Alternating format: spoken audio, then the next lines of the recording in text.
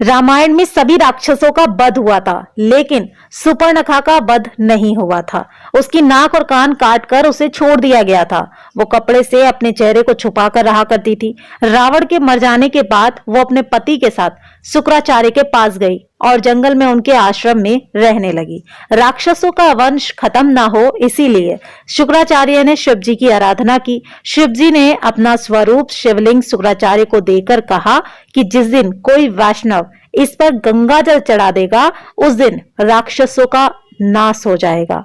उस आत्मलिंग को शुक्राचार्य ने डर की वजह से वैष्णव मतलब हिंदुओं से दूर रेगिस्तान में स्थापित किया, जो आज अरब में मक्का मदीना में है। सुपर्णखा जो उस समय चेहरा ढककर रहती थी, वो परंपरा उसके बच्चों ने पूरी तरह निभाई।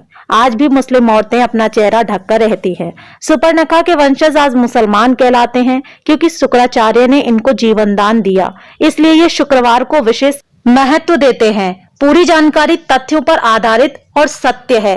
आगे देखिए दोस्तों, अब जानते हैं कि इस्लाम कैसे पैदा हुआ। असल में दोस्तों, इस्लाम कोई धर्म नहीं है, वो एक मजहबी दिनचर्या है।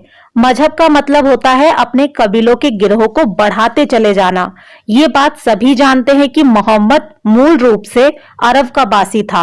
अरब देशों में सिर्फ रेगिस्तान ही पाए जाते हैं, वहां जंगल नहीं है, पेड़ भी नहीं है। इसलिए वहां मरने के बाद जलाने के लिए लकड़ी ना होने के कारण जमीन में दफन कर दिया जाता है। रेगिस्तान में हरियाली नहीं होती, ऐसे में रेगिस्तान में हरा चटक रंग देखकर इंसान चला आता है, जो कि सूचक का काम करता है। अरब देशों में लोग रेगिस्तान में तेज धूप में सफर किया करते थे, इसीलिए वहां के लोग सिर को ढकने के लिए टोपी पहनने लगे, जिससे कि लोग बीमार ना पड़े।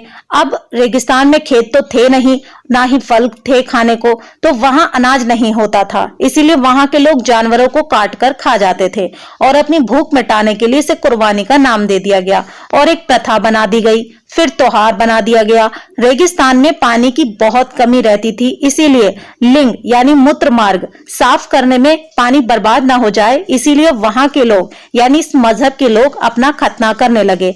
खतना यानी अपने प्राइवेट पार्ट का अगला हिस्सा काटने लगे। सब लोग एक ही कबीले के खानाबदोश होते थे, इसीलिए आपस में भाई बहन ही निकाह कर लेते थे। रेगिस्तान में मूर्ति बनाने के लिए मिट्टी मिलती नहीं थी, जिसके कारण इन्होंने मूर्ति पूजा को अपने कबीले में यानी अपने मजहब में खारिज कर दिया। एक जगह से दूसरी जगह जाना पड़ता था, इसीलिए कम बर्तन भी रखते थे। एक ही थाली में 5 लोग मिलकर खाना खा लिया करते थे। कबीले की अधिक से अधिक संख्या बढ़ाई जा सके, इसीलिए हर एक को 4 बीबी रखने की इजाजत दी गई थी।